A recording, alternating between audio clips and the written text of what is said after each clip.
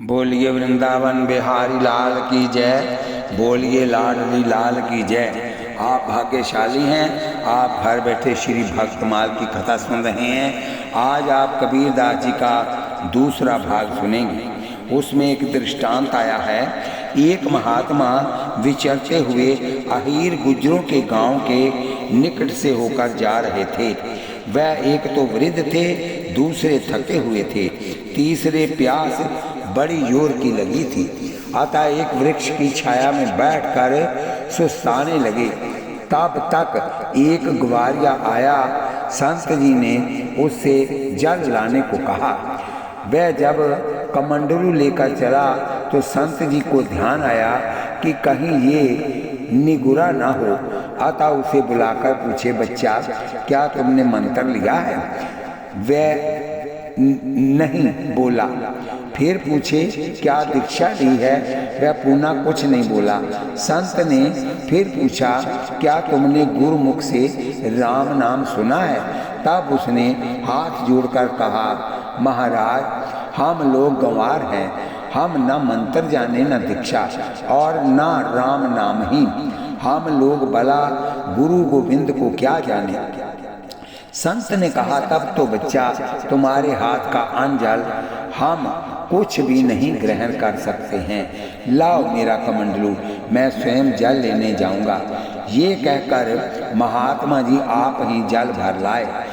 इससे उस ग्वारिये को बड़ा दुख हुआ कि हाय, हम किसी साधु महात्मा की सेवा करने लायक ही नहीं हैं। फिर तो वह साधु जी से अत्यंत अनुनय विनय करने लगा कि महाराज आप कृपा करके हमें राम नाम सुना दो। उसकी निष्ठा देखकर संत जी ने उसे श्री राम मंत्र सुना दिया और जप करने के लिए एक तुलसी की माला दे दिया तथा कुछ विधि विधान बता दिया। ग्वारिया गले में कंठी बांधे, माथे पर तिलक लगाए और माला लिए हुए घर पर आया। उसकी ये अद्भुत वेशभूषा देखकर घर वालों ने पूछा कि तुमने ये सब क्या किया है? तो उसने कहा कि गुरुजी से श्री राम भजन की माला ले आया हूँ। ये सुनते ही घर के सभी बड़े बूढ़े बड़बड़ाने लगे कि हम ना राम को जाने ना राम हमको जाने। ये छोकरा नयो नयो ना तो बनावतो डोले है। जा लोटा आ माला लो। माला को हमारे कुल में किसी ने राम भजन नहीं किया है, परंतु वह इन लोगों की बातें अनसुनी करके अपने भजन में लगा रहा। संजोग की बात, कुछ दिन बाद उसकी एक भैंस मर गई। अब तो घर भर उस पर टूट पड़ा कि इसने माला फेर फेर कर भैंस मार डाली। जा अब भी महात्मा को माला लौटा आ। अंत में लोगों के विवश करने पर वह महात्मा जी के पास गया और घर वालों की सब बात कही। महात्मा जी समझ गए कि ये सब भजन भाव से एकदम अपरिचित हैं, अतः इनको किसी तरह भजनोन्मुख करना चाहिए। फिर तो उन्होंने उस ग्वारिये से पूछा कि तेरी क्या राय है? उसको तो श्री राम नाम का चस्का लग चुका था, अतः उसने कहा कि हमारा मन तो भजन करने का ही है। तब महात्मा जी ने कहा कि देखो जी, जब माला ली जाती है तो घर में कोई एक मरता ही है, क्योंकि सभी अलाएं बलाएं किसी के ऊपर चढ़ती हैं। तो तुम्हारे घर तो कोई और नहीं मरा, भैंस ही मर कर रह गई। भगवान की बहुत बड़ी कृपा, समझो आगे मंगल ही मंगल है। परंतु जब माला लौटाई जाती है तो घर भर मर जाता है। अतः जाओ घर वालों से पूछ आओ, अगर उन्हें सबका मरना मंजूर हो तो मैं माला ले लूं।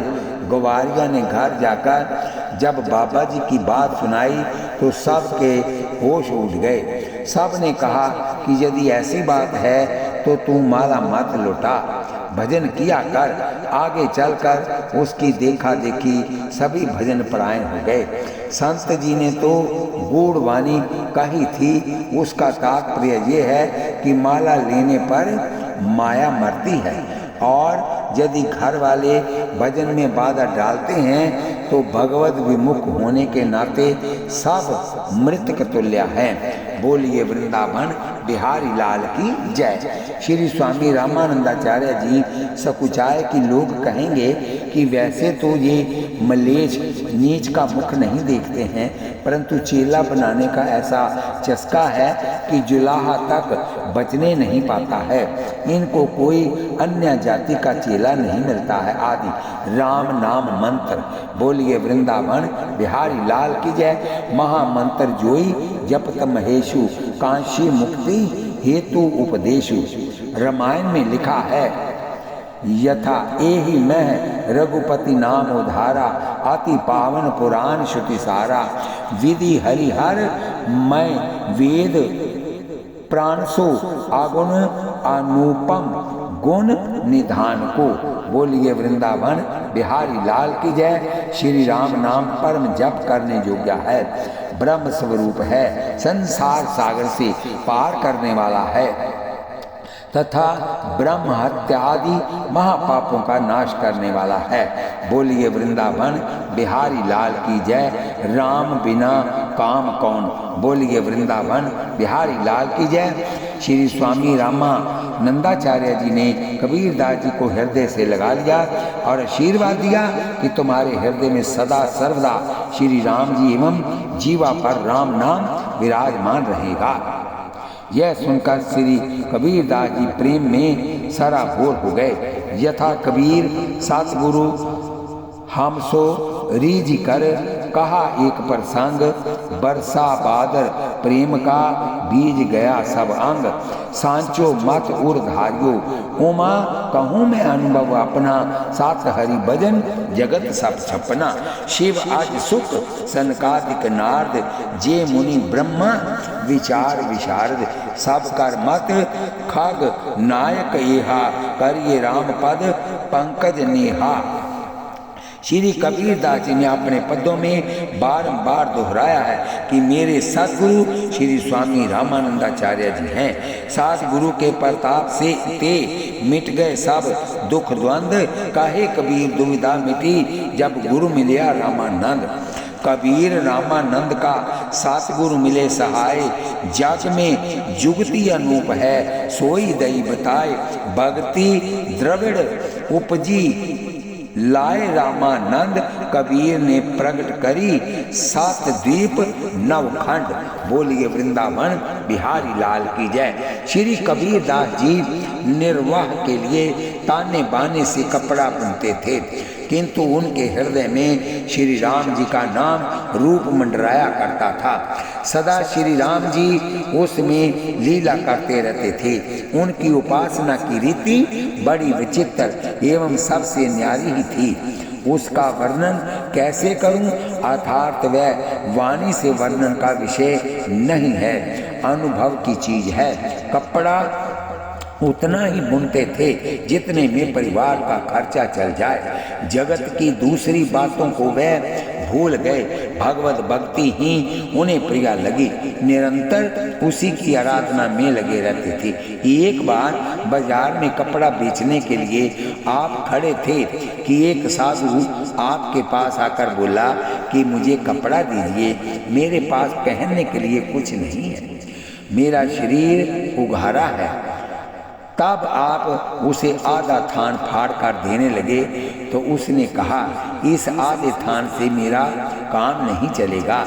तब श्री कबीरदास जी ने कहा, यदि पूरा थान लेने का निश्चय आपने अपने मन में किया है तो लीजिए, ये पूरा थान ही लीजिए। वस्त्र बुनते समय श्री कबीरदास जी अनुसंधान करते थे कि जैसे ताने में बाना व्याप्त है, ओत परोत है, इसी प्रकार चराचर जगत में परमात्मा व्याप्त है। ये राम मंडरानो। यहाँ यदि कोई ये शंका करे कि बुनना और ध्यान करना संग संग ये दोनों काम कैसे करते थे, तो इसका समाधान ये है कि जब अभ्यास सिद्ध हो जाता है तो संग संग इंद्रियां अपना व्यापार करती हैं और मन अपना व्यापार। ये तो नित्य के अनुभव में भी देखने में आता है कि हम तन से कुछ काम करते हैं और मन से कुछ सोचते रहते हैं। श्री कबीरदास जी के परम भावुक सरस सुंदर स्वच्छ हृदय में भगवान स्वयं ही मंडराते थे, जैसे कमल के फूल पर भरमर मंडराता है। भरमर को सुभाष पराग मकरंद का लोभ होता है को, और भगवान को भक्तों की सरुचि रूपी सुवास और बोलिए वृंदावन बिहारी लाल की जय, और प्रेम रूप मकरंद का लोभ होता है। बोलिए वृंदावन बिहारी लाल की जय। श्री तुलसीदास जी ने रामचरितमानस में भक्तों के सुंदर मन को सुंदर कमल एवं भगवान को मंजुल मधुकर कहा है। जथा जन मन मंजू कंज मधुकर से श्री शिव जी के हृदय कमल में भगवान भरमर बनकर नित्य निवास करते हैं। यथा शंकर हृदय पुंडरीक निवसत हरि चंचरीक निर्व्यलीक मान सगृह संतत रहे छाई। भक्तों के निर्मल हृदय में रहने को भगवान का भी मन ललचाता है। वर्णन आया है श्री तुलसीदास जी श्री धाम वृंदावन में आए तो उनके हृदय में बलाक श्री व्रजेंद्र नंदन श्री श्याम सुंदर मदन मोहन आनंद कांत श्री कृष्ण चंद्र की स्फूर्ति होने लगी। तब तुलसीदास जी ने प्रार्थना किया कि जय जय, यहाँ तो श्री राम जी पहले से निवास कर ही रहे हैं, फिर आप इतना जबरदस्ती क्यों करते हैं? श्री ठाकुर जी ने कहा, तुलसीदास जी मैं भक्तों का सुंदर मन देखकर मोहित हो जाता हूँ, इसी से हमारा एक नाम मनमोहन भी पड़ गया है। भक्त लोग मेरे इस नाम का अर्थ ये लगाते हैं कि भक्तों के मन को मोहने वाला, परंतु इसका दूसरा अर्थ ये भी होता है कि भक्तों के सुंदर मन को देखकर मोहित होने वाला। श्री तुलसीदास जी ने श्री नंद नंदन जी का भी स्वागत किया। फिर इन्हीं के बल पर श्री गोस्वामी जी ने संसार को चुनौती दी, यथा मैं तो ही अब जानियो संसार, बांध न सकही मोही हरि के बल, प्रगट कपट आगार, सुन खल छल बल कोटि किए, बस हो ही ना भगत उधार, सहित सहाय तहाँ बसी, अब जेहि हृदय नानंद कुमार। इसी से कहा गया है, कारो सुत नंद राय को जाकी लीला नित, ताकि कूं वह डसत है जाको निर्मल चित्त। श्री कबीर जी का भी चित्त गंगा जल के समान परम निर्मल था। बोलिए वृंदावन बिहारी लाल की जय, बोलिए लाडली लाल की जय। वस्तु तस्तु प्रीति की रीति को पैड़ो ही न्यारो, भक्तों की रीति पर देखिए। बोलिए वृंदावन जामे तन निर्वाह होए, शास्त्र की आज्ञा है कि जितने से उदर पूर्ति हो जाए उतने पर ही प्राणियों का अपना अधिकार है। जो इससे अधिक को अपना मानता है वह चोर है और दंड के योग्य है। भोय है भगवान में मन लगने पर संसार की बातें भूल जाते हैं। श्री कबीरदास जी कहते हैं, मन के मोहन मिठुला ये मन लाग्यो तो ही रे, चरण कमल मन मान्या और न भावे मोही रे। भक्ति लागी प्यारिये मन लागो मेरो, यार फकीरी में जो सुख पावो राम भजन सो, सुख नहीं अमीरी में। भली बुरी सबकी सुनी लीजे कर गुजरान, गरीबी में प्रेम नगर में रहनी हमारी, भली बनी आई सबूरी में। हाथ में कुंडी बगल में सोंटा, चारों दिशा जगीरी में। आखिर ये तन खाक मिलेगा, कहे फिरत मगरूरी में। कहत कबीर सुनो भाई साधो, साहब मिले सबूरी में। वह एक वैष्णव महात्मा थे। श्री कबीरदास जी ने साधु देखकर प्रेम से दंडवत प्रणाम किया तो साधु जी ने भी कबीर जी को साधु प्रेमी समझकर सोचा कि इनसे कुछ वसूल करना चाहिए। किसी किसी का ऐसा ही स्वभाव होता है। एक महात्मा का ऐसा स्वभाव था कि यदि उन्हें कोई दंडवत करता तो उससे कहते कि आज तुम्हारे यहाँ ही भोजन करेंगे। एक पंडित जी प्रणाम करने पर चाय के लिए पैसे मांगते। यद्यपि ये संत और पंडित जी दोनों ही परम निष्प्रिय थे। हाँ, तो श्री कबीरदास जी ने भी प्रणाम किया तो महात्मा ने एक सवाल लगा ही दिया, आधे सोना काम होत। श्री कबीरदास जी की सरलता देखकर संत को लोभ हो आया। बोले आधे से काम नहीं चलेगा, पूरा थान दे दो। अंचला, लंगोटी, चौबंदी, दुपट्टा, खोली आदि सब हो जाएगा। इस तरह साधु जी ने कबीरदास जी की उदारता का उचित लाभ लेना चाहा, परंतु ऐसा नहीं करना चाहिए।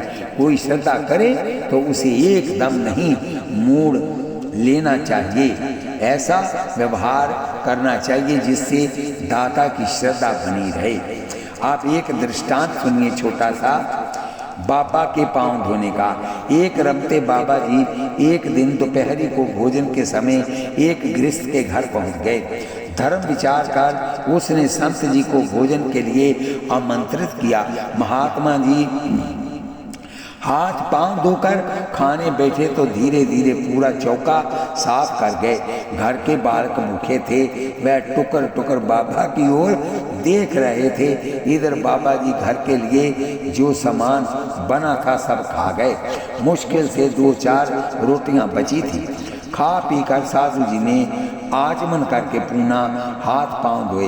ये देखकर एक बालक बड़े जोर से चिल्लाकर रोने लगा। माता ने दौड़कर आकर पूछा कि क्या बात है, तो बालक ने कहा मैया बाबा फिर पांव धो रहा। इसका तात्पर्य ये था कि एक बार धोया तो सब रोटी खा गया, अब दूसरी बार धोकर कहीं लोटा थाली न खा जाए। ऐसे ही साधु जी ने पूरा थान ही ले लिया।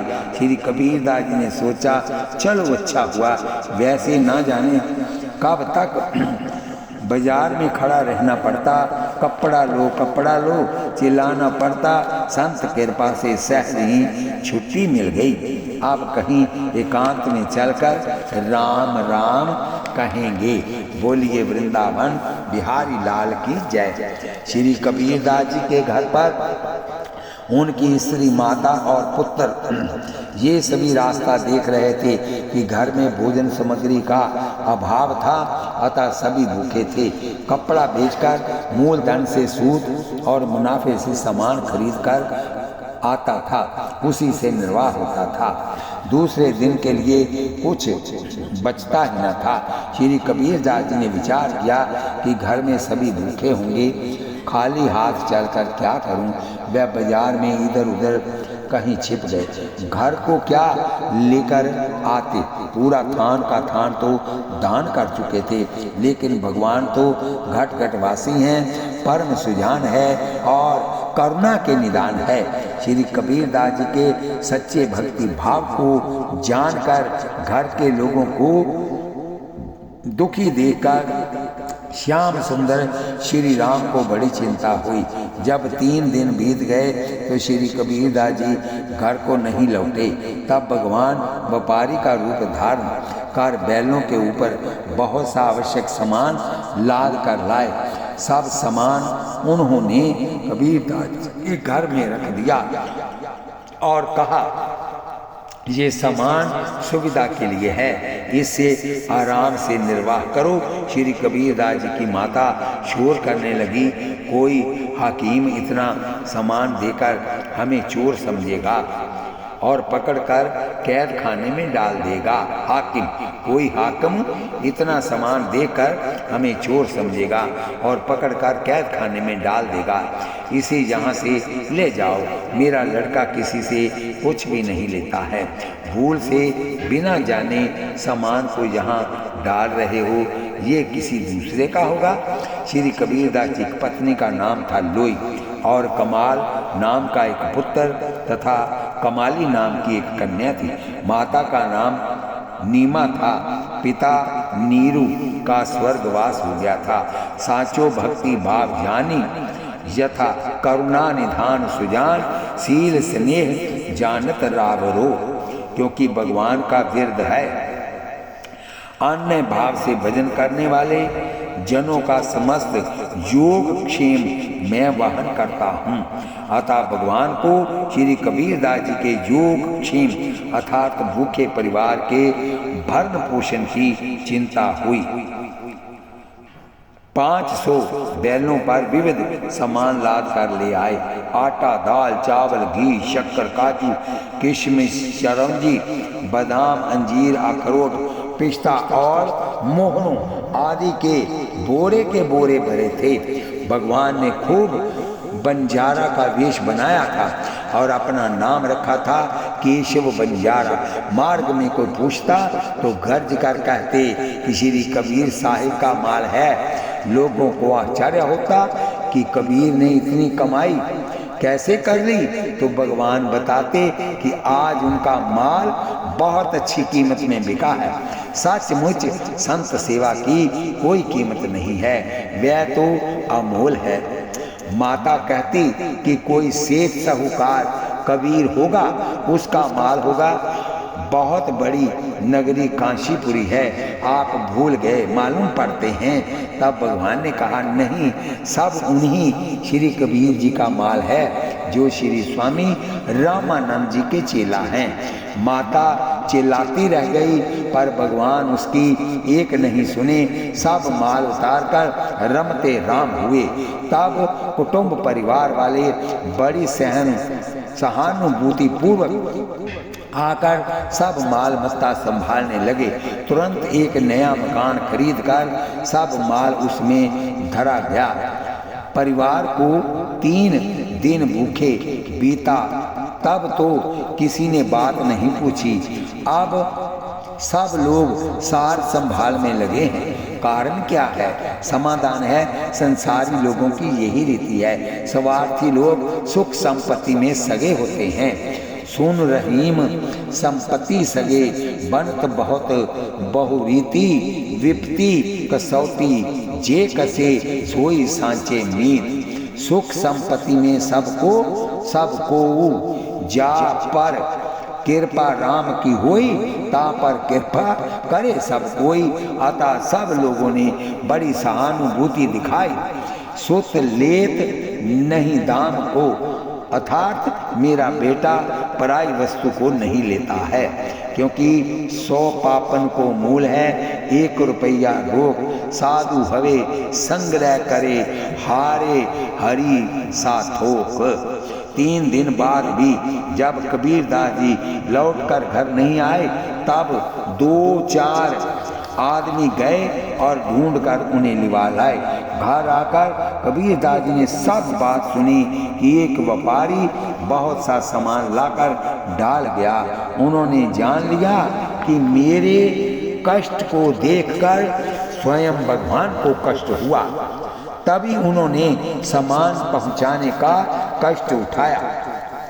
ये विचार कर कि श्री राम रघुवीर ने मुझ पर अत्यंत कृपा की, आप परमानंद में मगन हो गए। उसी समय भक्तों की भीड़ को बुलाकर कबीरदास जी ने सारा सामान लौटा दिया। ताना भाना कपड़ा बुनना सब आपने छोड़ दिया। हृदय में आनंद की बाढ़ आ गई। ये सुनकर ब्राह्मणों का धैर्य छूट गया।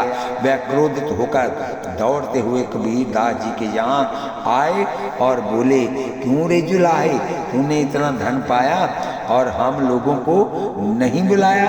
शूद्रों को बुलाकर सब धन उन्हें दे दिया। या तो हमें भी धन दो, नहीं तो यहाँ से बाहर भाग जाओ। श्री कबीरदास जी की माता ने खोज कर लाने वालों को 5-5 रुपए देने को कहा। अतः कई लोग श्री कबीरदास जी को ढूंढने निकले। जगत में सब पैसे का ही खेल है। जानी प्रभु पीर को भगवान का अत्यंत करुणामय स्वभाव है। अतः बहुत ही शीघ्र पर दुख से द्रवीभूत हो जाते हैं। फिर भक्त के दुख को भला कैसे देख सकते हैं। करुणामय रघुनाथ गोसाई बेगी पाई यही पीर पर आई। बड़ा ही सुंदर किसी भक्त ने कहा है, आपने अपने घरनी की सब काहू को पीर, तुम ही पीर पर घर नीकी, धन्य धन्य रघुवीर। श्री कबीरदास जी का कहना है कि पराई पीर को जानने वाला ही वास्तव में पीर धर्माचार्य है। कबीरा सोई पीर है जो जानने पर पीर, जो पर पीर न जाने सो काफर बेपीर। दई नीति में लिखा है कि जो जल बाड़े नाव में, घर में बाड़े धाम, दो हाथ उलीचिए यही सियानो काम। रही ना काहू भूप घर गई ना काहू साथ, ताते मित्र पखारिए बहुता पानी हाथ। रही है नहीं जाको यही सुभाए, मेरे कर पर चरण दे परमार्थ में जाए। आदि संग आई नहीं अंत संग नहीं जाई, बीच मिली बीच ही गई तुलसी भक्त बलाई। नीत ना नीति गलीत है जो धरिए धन जोर, खाए खर्चे जो जुरे तो जोरिए करोड़। अता दई छीन में लुटाए। बोलिए वृंदावन बिहारी लाल की जय। इसलिए कि ये भगवदीय धन है, इसके अधिकारी तदीय जन ही है, अतः इसे संतों में ही बांटना चाहिए। दूसरी बात, ये भी बिचारे की भक्त भगवान को इतने प्रिय हैं कि मैंने एक भक्त को रुपए 20 आने का एक थान वस्त्र सेवा में दिया तो उस पर रीझ कर भगवान ने इतनी अपार संपत्ति दी, तो क्या ये सब भी उन्हीं प्रभु प्यारे संतों को ही लुटा दूं? प्रभु और भी अधिक प्रसन्न होंगे। बोलिए वृंदावन बिहारी लाल की जय। प्रभु की ये कृपालुता देखकर श्री कबीरदास जी पूर्ण रूप से प्रभु पर निर्भर हो गए। पहले जीवन निर्वाह के लिए ताना बाना बुनते थे, अब वह भी छोड़ दिए। जथा तन ना बुनना तजिया कबीर, राम नाम लिख लिया कबीर। जब लग बरो नलिका बेह, तब लग छूटे राम स्नेह। ठाडी रोवे कबीर की माई, ए लड़का क्यों जीवे खुदाई। कहे कबीर सुनहुरी माई, पूर नहारा त्रिभुवन राई। को बीने प्रेम लाग्यो री माई को बीने, राम रसायन मातेरी माई को बीने। उस समय उन्होंने भाव में भरकर ये पद भी गाया था। तन गुदड़ी मन धागा हरि रंग लागा, हंसा की गति हंसा जाने कहाँ जाने गो कागा। हरि भगतन सो ऐसे मिलिए जो सोने में सुहागा। कहत कबीर भाई सुनो भाई, साधो दिल का संदेह बागा। संदेह ये है कि बिना कुछ उद्यम किए निर्वाह कैसे होगा। चलो कबीर उद्यम करें, बैठे देगा कौन। उद्यम के सिर लक्ष्मी, पंखा के सिर पौन। अब ये संदेह नहीं रहा। अब तो श्री मलूकदास जी का दोहा याद आया।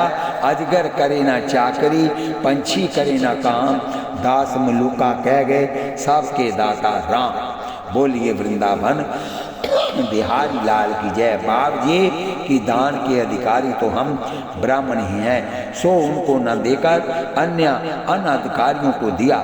जाति विद्या महत्व आदि के अभिमानी ब्राह्मण संत वैष्णव को हीन दृष्टि से देखते थे। बोलिए वृंदावन बिहारी लाल की जय। काशी में ब्राह्मणों का बोलबाला है, जिसको चाहे उजाड़ दें, जिसको चाहे बसा दें। बोलिए वृंदावन बिहारी लाल की जय। अतः श्री कबीरदास जी को भी डांट बताए। इसी यहाँ पर हम इसी कथा को विराम देते हैं। कल फिर कथा होगी श्री कबीरदास जी का तीसरा भाग जीवनी का आप सुनेंगे। कथा सुनते हुए हाथ में माला लीजिए, जीवा से नाम जपिए, आंखों से भगवान का दर्शन करिए, कानों से कथा सुनिए। एक पंथ चार काज हो गए, आपका जीवन सफल हो जाएगा। इन कथाओं को जरूर सुनिए। बोलिए वृंदावन बिहारी लाल की जय। बोलिए लाडली लाल की जय। बोलिए जुगल सरकार की जय। कथा सुनते हुए इसे आप सब्सक्राइब, लाइक और शेयर कीजिए। शेयर की हुई कथा यहाँ तक जाएगी, उसका आधा फल जो लोग सुनेंगे, आधा फल आपको भी मिलेगा। सब्सक्राइब और लाइक एक बार ही होता है, दोबारा नहीं होता।